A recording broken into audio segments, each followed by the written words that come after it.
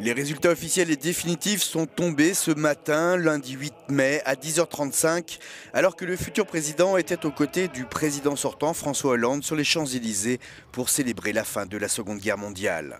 Emmanuel Macron a donc été élu avec 66,1% des suffrages devant Marine Le Pen, 33,9%. Mais pour beaucoup, la fin de cette campagne est un soulagement. Très difficile et très violente. Enfin, j'ai pas beaucoup aimé cette campagne tout au long de la campagne. Simplement, je suis heureuse du résultat puisque nous avons fait barrage au Front National et c'est ce qui m'importait. Je ne voulais pas que des extrêmes dirigent le pays.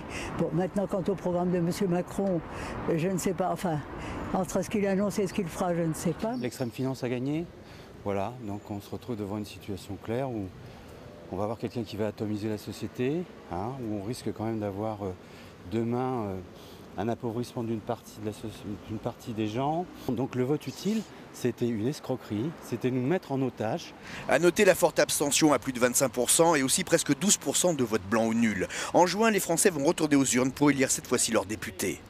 On connaît désormais le nom du prochain locataire du palais de l'Élysée. Les regards se tournent désormais vers un autre palais de la République, le palais Bourbon, qui abrite l'Assemblée nationale.